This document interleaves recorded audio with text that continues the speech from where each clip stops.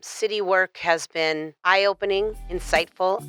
I never knew how much your city does for you. Now that I'm on the other side of it, I am mesmerized by my city, by the quality of our staff, how much they do.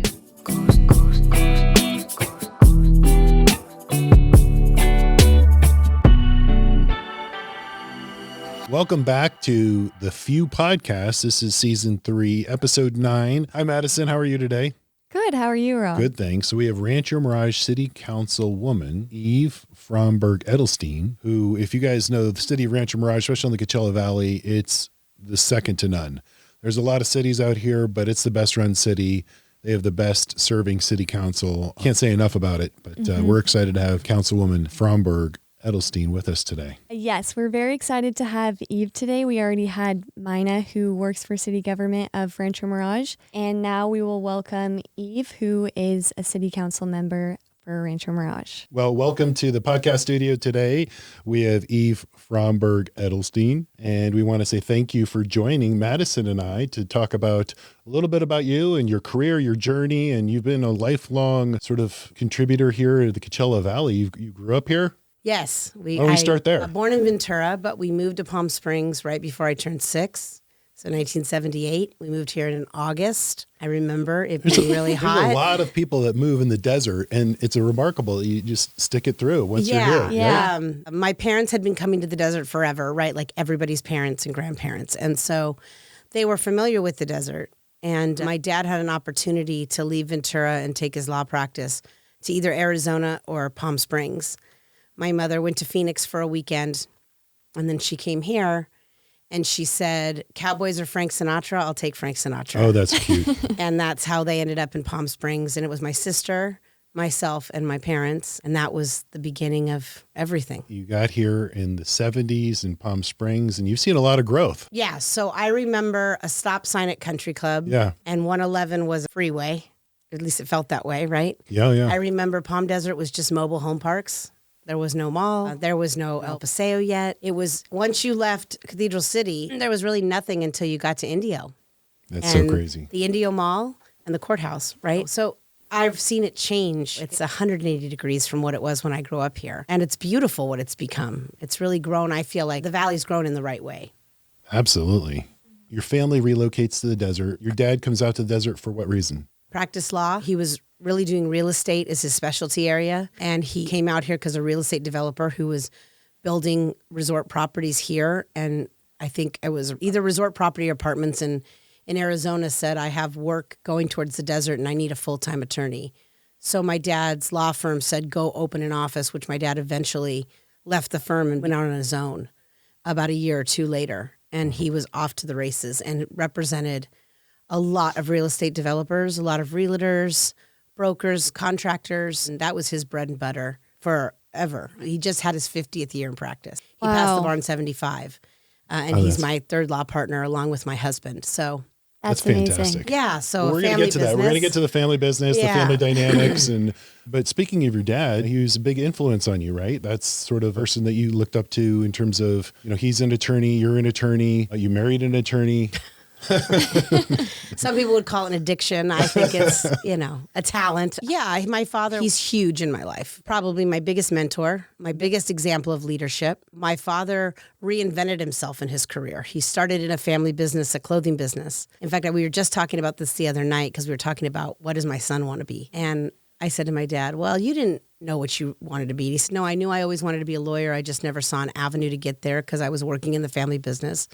And there was no law school near me. I already had a family, so the education had to come to me. I couldn't go to the education. A night law school opened in Ventura, and that's what allowed my father to go to law school. That's incredible. So, yeah, my parents made a pact that my mother would work. My mom worked 3 jobs. My dad worked days in the business, and he went to school at night, and they made this pact to pretty much change their whole trajectory. Yeah. Which is probably the American way in a weird way, right? Yeah. And so his second career choice was the law. And I think I watched him do it so well that I didn't think there was anything else for me. And it led me to the path that I'm on, and I have no regrets. But I did want to broaden my horizons beyond law, and that's what I'm doing now. But he was a great role model, the best example, and he loves what he does, which is, it's one thing to love what you do. It's another thing to be good at it. Not everybody gets both. My dad got both. So. Oh, that's fantastic. Yeah. So before you went on a path to becoming an attorney, you went to University of San Diego? Yes, undergrad. USD. My daughter goes there right now. It's a great Not school. on the path to being an attorney, but she's undecided, undeclared. So maybe she sees this and has inspiration from you. Well, good for her. I was so clear. And when you're young, you're about as clear as you only know as far as you can see, right? So I was so clear. I realize now I could have probably majored in anything and gone to law school, but I did pre-law. There's so much pressure. And I have a 16-year-old now. Everyone's like, what's he going to be? What's he going to be? There's so much pressure. But at 16, you really don't know who you are, let alone what you're going to do with your life. I didn't give myself as much flexibility to figure out what I wanted to do. I kind of stayed on the path of law from the time I was a child. That's due to the fact that my father's presence was so large. Right. But I'm glad she's undecided. Take the time. And the world also isn't in the same rush for kids to figure it out the way it was maybe as a product of the 80s, 70s. These kids get a little more time. Marriage doesn't have to happen so fast. Kids don't have to happen so fast. They can go try a couple of careers before they decide on the one, or the one finds them. And I think sometimes organically figuring out what you want to be is just as good as knowing your whole life what you want to be. So that's excellent advice. Side note, one of the coolest things that we're having fun with our daughters is catching up on the Netflix special Stranger Things. Okay. I don't know if you've seen that, but it's based all in the 80s. And we're like, oh, that's the phone. And we had to use the rotary. And like every two, oh, that's a cassette tape. And so it's kind of fun to go back in memory lane to show our kids what it's like to live in the early days. Yeah, they don't know what they don't even know what a landline is. They don't remember a phone in the kitchen with an extremely long cord. You had to get the extremely long cord so if you want some privacy. Take it to the hallway.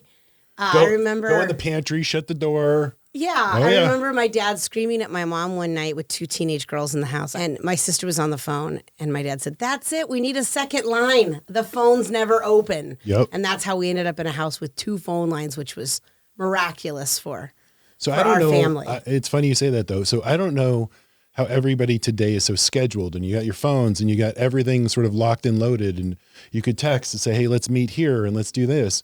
But back in the 80s, we just had to do the meet at the tree at like 5 o'clock.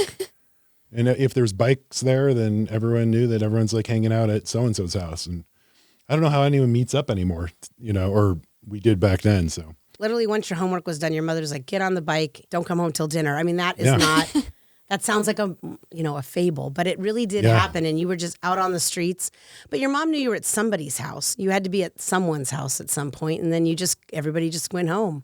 And it really was like that. Yeah, but the way that our parents sort of controlled us a little bit is the sobering reality when we had our cereal in the morning and you look at the milk carton and it showed so-and-so little Johnny's missing. And your parents always pointed to that and say, hey, listen, if you don't come home, see what could happen. And like, you're sitting there eating your cereal, like looking at the, Johnny's missing on the milk carton. And that was back in the day. That's crazy. Remember the movie about Adam where they lost the little boy at the mall? I mean, that was like sobering. Yeah. Not that our parents really changed the rules, but they thought about it for at least 2 minutes and For said, sure. well, you'll be fine. You're the exception to the rule, and get out on your bike and go. So, yeah, it's awesome. Back in the day, we're having some fun. I love it. When your parents weren't as concerned. Yeah. And trust mattered. Yeah. Right? There was no true. Life 360. Right. And you had to tell, wherever you went is where your parents thought you were. Yeah. Yeah. Well, that's where I was. Sure. So speaking of back in the day when you were in school, going back to law school, how were the professors back then? It was an interesting time because right now, I don't know the exact stat, but more than 50% of people in law school are women, and 50% of the practice now is women.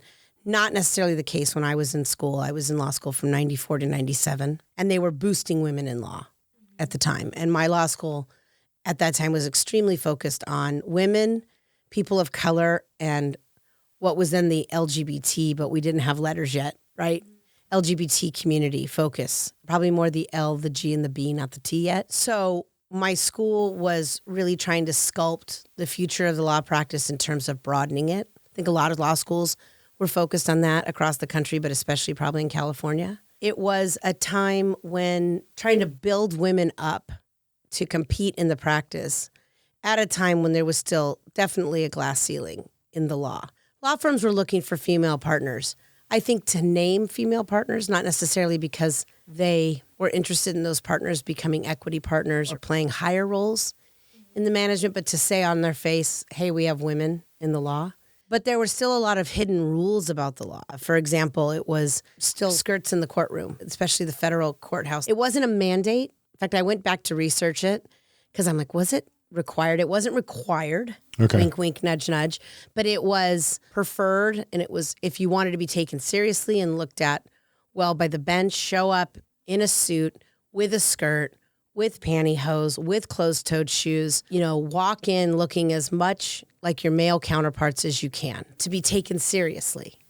And so that's what women did. We dressed in a female version of a men's suit. I will say this, the world wasn't adverse to pantyhose back then as they are now. Pantyhose were not thought of as the same contraption. In fact, they're making a resurgence in fashion, which I always laugh. I was like, we fought all that time to get pantyhose off just so you could put pantyhose back on. But pantyhose were a big deal. My sorority made you wear pantyhose. It was a big deal to have hosiery on.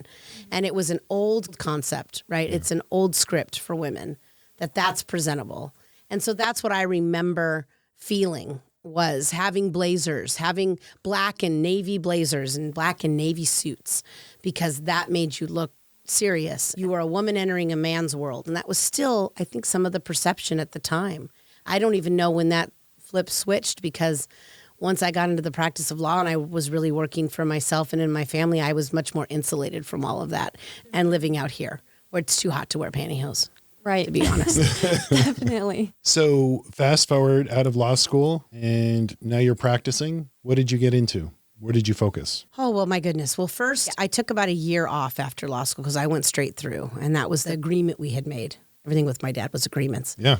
And the agreement was if I went straight through, I could take a year and figure out what area I really wanted to focus on and if law was even where I wanted to go. I really thought in law school I wanted to do family law. So I actually spent my internships doing family law internships out here with local family law attorneys out here. Barbara Crystal, who was a mentor of mine, and she was an incredible attorney. And I worked in her office for a summer and really got into the nitty-gritty of family law. She exposed me to what it really was. Very, very challenging area of law, very emotional, highly charged, more than just a business transaction. The legal process is a necessity for divorce, but it's not well suited for breaking up a family, to be honest with you. And I saw it up front and I got a little nervous. And then I finished law school and then I took the bar, passed, and then I volunteered in two nonprofits, really. One was a domestic violence clinic in San Diego run out of a community center where we helped domestic violence victims file temporary restraining orders against their partners. San Diego was a very forward county at the time of recognizing domestic violence. This was going on at the time of OJ and Nicole Simpson and recognizing what hidden domestic violence looks like. And also at the time of the Broderick murders in San Diego. Remember, he was president of the bar. So people were looking at marriage and the volatility and violence in marriage in a totally different way. The other way that San Diego County was really forward-facing and far-reaching was recognizing domestic violence in gay relationships. That two men breaking up, even though it looks like two men fighting, it's not two men in a bar fight. These are two men intimately involved where there's usually a power dynamic, a power shift, an economic dynamic, and the incident of violence was higher than what was acknowledged and recognized, and that there were people that needed that protection. So that was very interesting work at the time. More social work than I think I even realized at my naive age of 25, but I look back now and I'm like, wow, for what I did. And met people at hospitals and different places to get their TRO statements to help them file for their restraining orders. Sat with them in the court. I was not an advocate. I didn't practice next to them, but I was there like a support person for them when they were getting their TROs granted or not granted. And then I also worked for Family Law Assistance Program, FLAP, which was what it was called a long time ago. It's got a different name now. And that was done all over, I think, the state of California in the court system, which allowed pro-pers to get legal assistance to complete their paperwork. It's probably taken for granted that everyone can afford to get divorced. And if you can't afford to be married, you usually can't afford to be divorced. And it still requires a lot of expense for the legal process. So a lot of people have to go it alone without an attorney. And there's a lot of forms and it's very technical. And so those people needed assistance. And I did that in the courthouse itself, out in the lobby, outside of the help window. and I would help them complete their paperwork and help them get things filed. The most interesting case in that was I helped a blind man get divorced, and he ended up taking custody of his children. His wife was a drug addict. Wow. And he came to the courthouse. There wasn't the world that there is now where there's so much around helping people with disabilities, and access is so valuable. And I remember helping him complete his paperwork, and I had to make a system of paper clips on the tops of his papers so he knew which copy was his, which copy went to the clerk, which copy had to get served, because I had to figure out a system so he could identify the paper. Right. So that you can't teach in a classroom. No. Right? That's just real life skill set that you just learn on the job. Meet people where they are and help them where they are. And I learned a lot about that. I also learned that family law is just too emotional for me. I don't think I had the ability to detach enough to have done it for the rest of my life for an area of law. It was really challenging to watch what happens to kids. It's a really emotional area of law, and people that do it for a living, it's extra. Probably the only thing harder is working as a public defender, in terms of what you see from people, where people are at that level in their life and what's going on. So it wasn't for me. So that was part of why I moved back, got a job here, moved back to the desert to go into real estate. Desert. And you also have other areas of focus in terms of law at the time. I moved back for real estate development. The project I was on didn't work. In the middle of that, got married, bought a house, and went back to work with my dad in his practice, which was primarily, again, real estate and corporate focused business law. And that's what I started doing. Some litigation, entity formation, contract review, lease review, really exciting stuff. So you got married to your husband, Mark. Yes. And you guys met in San Diego? We met in law school. Oh, that's great. Oh, that's cool. Yeah. He was okay with coming to the desert? No. It was a tough time in San Diego. It was in the middle of a recession in 1999. And the legal market, it's a tough legal market. It's really not an enormous legal market in San Diego, at least not at that time. But there's 3 law schools that feed into that legal market. And it's a beautiful place to live, obviously. And so people want to stay. I just never found an opportunity to work there. And I really wasn't sure in my area, which also didn't help with trying to identify job opportunities. I got a job opportunity back here, and I thought, well, I'll go try it for 3 months. I never had the dream that I was coming home. That was never the thought. I thought, I'm out, I'm staying out.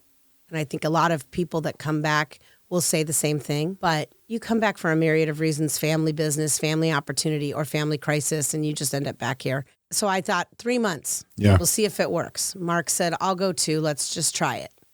And so we came back, and he got a job and I got a job, and that was it. And we were like, let's try it, let's just stay. It won't be forever. Now saying that 30 years later, it's an easy place to live. I mean, that's the bottom line. It's affordable. I don't commute on a freeway. It's beautiful, the weather. And he was at first thinking, what are we doing here? And then he found golf, and now he will never leave. You just look at the backdrop, especially when it's snow-capped in the winter. Mm-hmm. It's a Chamber of Commerce sort of day every day out here in the Coachella Valley. Right now, the weather is absolutely just gorgeous. It's gorgeous. And a lot it of helps we moved in February, by the way, and not in August. So a lot of younger, my kids are saying it now more and more. They're in college, they have some jobs, but every time they come back here, it's like, we live in paradise. Yeah. If you can get through the weather in the summer, you're set. Just the standard of living is amazing out here. I appreciated it. Mark's from the East Coast. So once he realized there's no beach here, that was a little sobering for him. And then he found the mountains and he found golf and he saw the weather and he appreciates it. He still can't handle summers. Yeah. We still leave for the summer. As soon as that thermostat starts to go up, he's like, we got to go. Yeah. So we get out for the summers and go to the beach. But other than that, he loves it here. So that's fantastic. So when you moved back to the desert, you and Mark got separate jobs and now you're working together. How did that come to be? When we talked about our life plan and pledged our life to each other, it wasn't health, sickness, and in the office. That was never the third vow. I don't think we ever thought we'd work together. But an opportunity arose. I was home for about almost 2 years raising our son when we had our baby. And Mark left the firm he was with. And my dad approached him and said, it's time for you to just do this on your own. You'll be better. You'll make more money. You'll be successful and you can do this better. He knew Mark had an incredible work ethic and Mark's a very good attorney, a very talented attorney.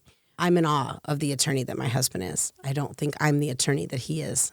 Don't tell him I said that. Make sure he doesn't hear this. We're not going to tell anybody. And I think my father saw the same ability in him. He's very thorough. He's a thinker, and he approaches law very strategically and methodically. And my dad said, I think you should come into my office and we can partner. But we can partner loosely, meaning we don't have to necessarily answer to each other, but we can align. And he had a good friend in marketing who said, well, the dynamic of a family practice like this with Eve and you and your father-in-law is really spectacular. And I think that's what drove us to do it, is the idea of what it would look like as a family business. Because what we realized is in the desert, almost everything is entrepreneur, single or family owner, closely held companies. We don't live in the Amazons and Microsofts, right? Right. When you look at the core of business here, we are all small business owners at their core. True. And it's a business where a lot of people work with their children and bring their children back into their business, especially probably in the last 30 years. So we thought, well, that works for our model too. And we all came with different strengths, which was fantastic. And Mark came with his own particular set of skills that didn't look like Dad and I, because I had been trained and mentored by my dad and developed by my dad as a lawyer. So I had a lot of his style. Mark came with a completely different style to practicing law, which was really dynamic and interesting. That's great. And that's how Fromberg Edelstein Fromberg started. Awesome. And we kept the Fromberg on the end. And that's one of the reasons that I kept Fromberg for so long, was when I worked with my dad, it opened doors having his name. Now, luckily, all the names open doors and it's completely, changed.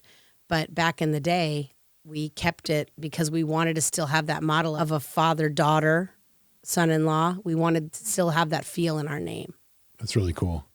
We have Blanky, Schein, Blanky. So 3 generations of wealth management in the Coachella Valley over 50 years. But yeah. So same thing. Yeah. Same Rick exact Sr. is thing. my father-in-law. Rick Jr. is my brother-in-law. So yeah, we've got the family So dynamic. you're the Edelstein. Yes. Exactly. That's Yeah. really good. So I think it's been great for me. It's been interesting for my husband. I think in the long run, he'll say it was great, but it's a hard dynamic to be the outside Yeah. separate DNA Yeah. from the DNA. And my sister is also our office manager and paralegal. So he's really surrounded. It's all in the family. Yeah, exactly. very good. And so he's, tries to stand alone at times like, hey, I'm not related here by blood. boundaries. Yeah. But yeah. Oh, that's great. Great Yeah. story. So it's really similar to your story. Really similar. Hi ladies, I'm beyond excited for this year's Confidence Summit, happening February 28th, 2026 at the stunning Ritz-Carlton Rancho Mirage. This event is all about you, your confidence, your financial power, your well-being. Whether you're just starting your financial journey or leveling up your wealth strategy, this one-day experience will give you real tools, real clarity, and a real community of women cheering you on. Join us for learning, growing, and celebrating what's possible. Grab your ticket at societyofthefew.org and come shine with us. So Eve, you've done a lot in the Valley. Outside of even just practicing law, you've done a lot of community service, even early on in your career outside the Coachella Valley. And right now in the city of Rancho Mirage, as serving the Coachella Valley, you're really giving back in such a meaningful way. But in between, you also led a lot of nonprofits. One specifically, the Smile Factory, raised over $5 million. Just tell us a little bit about that and what good you guys did for the Coachella Valley and the kids in the Valley. So the Smile Factory was created by the Desert Healthcare District. I think it was the Desert Healthcare Foundation at the time. In the 90s, what was happening was children were not receiving dental treatment. It was not covered by Medi-Cal or Medicaid. And so a lot of children were not getting dental services as part of their health care. And children were ending up in the emergency room with abscesses and infections. And there was a child, I believe this is the story in Desert Hot Springs, that ended up dying from blood contamination due to an abscess. Wow. And so as a result, the healthcare district saw that as a health gap and began to create a program where they started to screen all children from pretty much early childhood education through 5th grade. And they would do an annual screening at the schools where all children would be looked at. And then children who qualified for free or reduced lunch, low-income families, would receive what we call gentle dental, which is non-gas, just Novocaine, or easy treatment that you can do without a child having to be put under anesthesia, which is cleanings and amalgams and sealants and cavities and those things, right? What they did was they bought a 50-foot dental unit, staffed it with dental staff, a dentist, a hygienist, and dental assistants. And they would go to schools for about 10 days and treat the kids during the school day. Wow. Because there was just no way for the parents to get them to a dentist. They didn't have to miss school to do it, and it was subsidized. And so the screenings went for every kid unless you opted out. And then the treatment was for children that qualified. And I think it was a game changer because what they knew at the time was that concerns children's health legacy shows up in their dental, the state of their dental health. It was an indicator to childhood obesity, which was then the next health gap that began to be recognized. And so I was brought in 2008 to run that organization. I had left law. Again, I was pursuing what else is there for me. I left and I worked there for about a year and a half. In the middle of that, I got pregnant, had my son, and then I left the world completely for 2 years. I ran it. We screened about 27,000 kids across 3 school districts.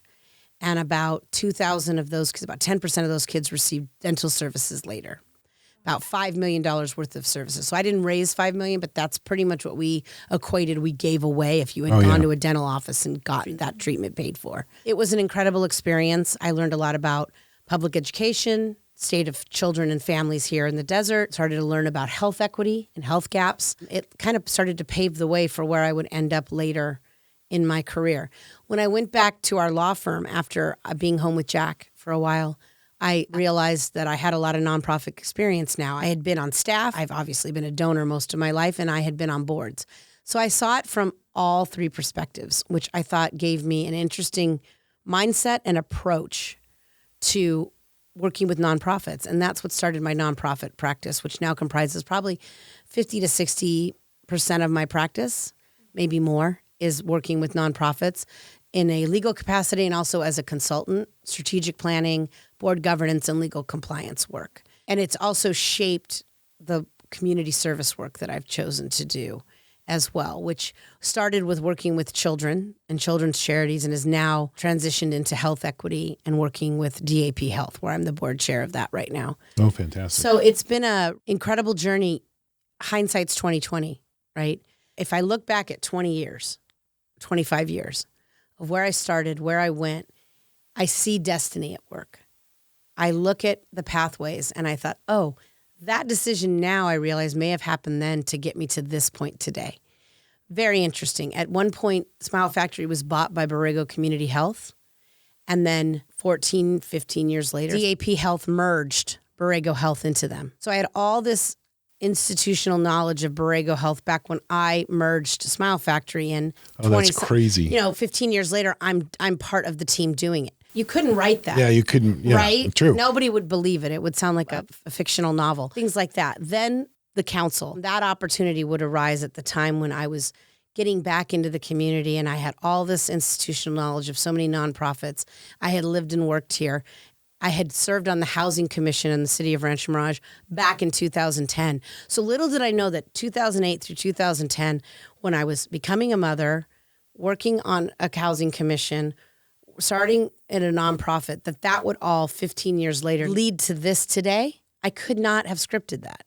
I just have to keep thinking about the divinity of it, the destiny of it. That I picked up all these tools along the way. I didn't know they were going to be tools. And now I have this tool belt that got fulfilled through all these, what felt like random choices that turned out to be a really impactful set of skills, information, and knowledge that I picked up, leading me to where I am today. That I couldn't plan. That's exceptional. Yeah. That's really cool. Well, God knew what he was doing. Yeah, I think so. He's got some she did. Yeah. Oh, that's right. Great work. Great work. Yes. I'm excited for where it goes. I have a 16-year-old driving, heading out in a couple years. I was thinking, what is the next stage? What's the reinvention look like? So tell us about that. What does that look like? Well, it looks like city council. Yeah. It looks like serving my community. And by my community, it's an order. It's my family, my business, my city, and then my valley, right? I feel one promotes the next.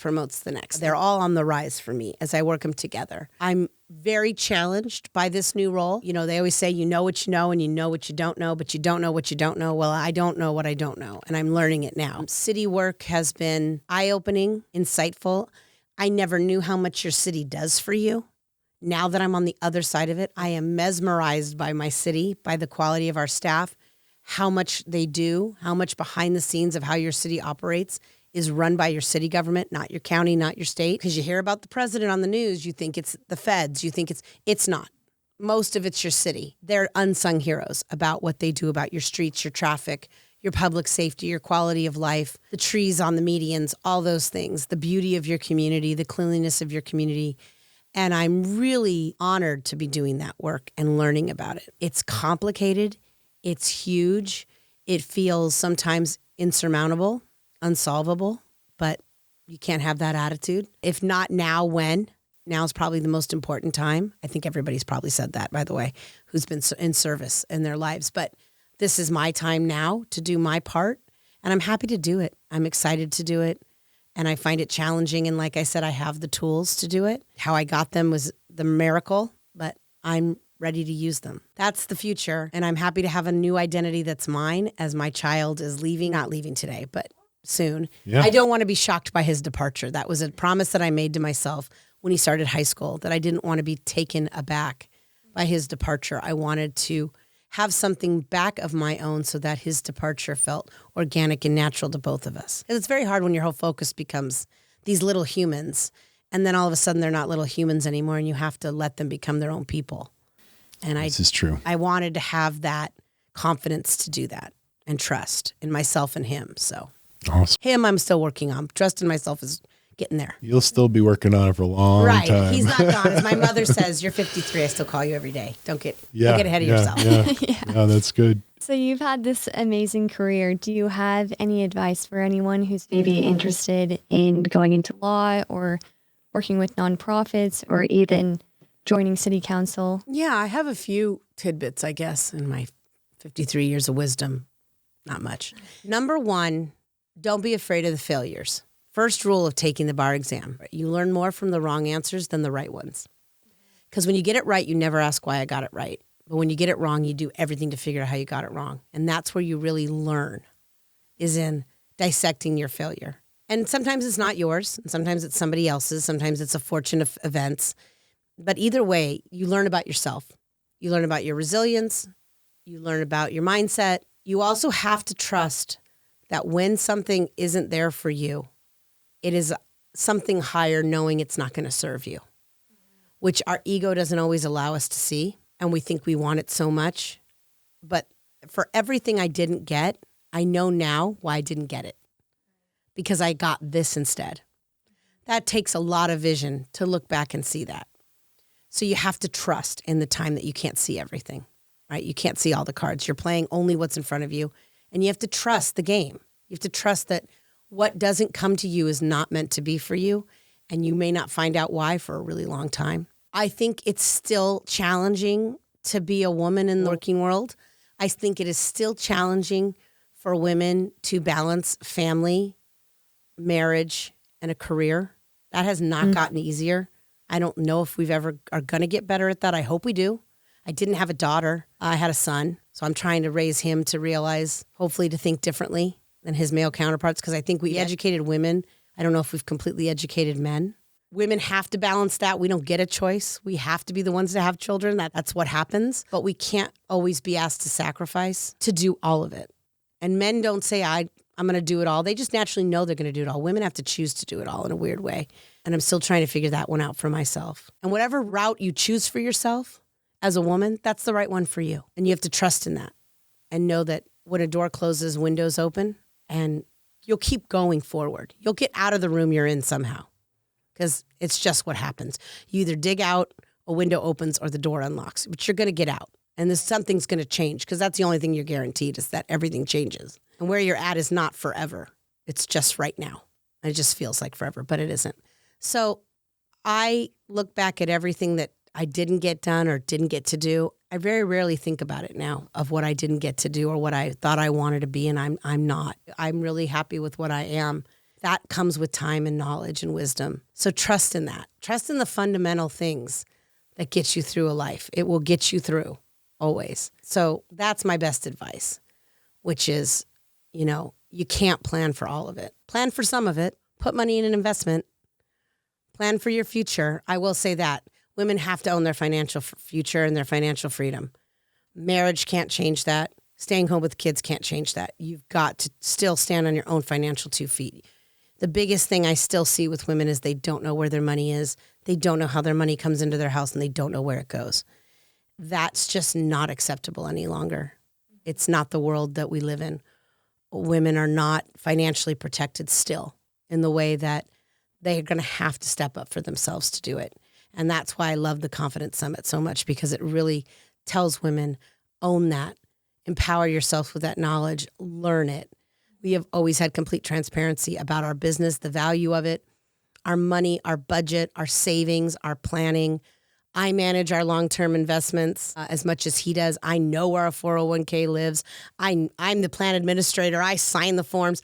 That is a lot of value for me. Huge. It's huge. Yeah. And the number of women that don't have that investment in their financial life is remarkable still to me. They don't always own their financial independence. There's a failure in the system. We have to make women financially literate, like the same way we expect men to be. So that's probably my last note. Know where your checkbook lives. Fantastic. That was amazing. That was amazing. Madison, the amount of just insight, advice, just energy in hearing Eve's story was exceptional. I mean, she's going to give a lot for those who follow her in terms of what she's been able to accomplish, the advice and the direction and leadership for women, especially in the Coachella Valley, that she's been able to do. But there's so much more for her moving forward. And I think City Council of Rancho Mirage and just the community members are blessed to have her. Definitely. She has a huge heart for serving people, and I hope a lot of people listen to this episode because her advice was amazing, and I'm excited to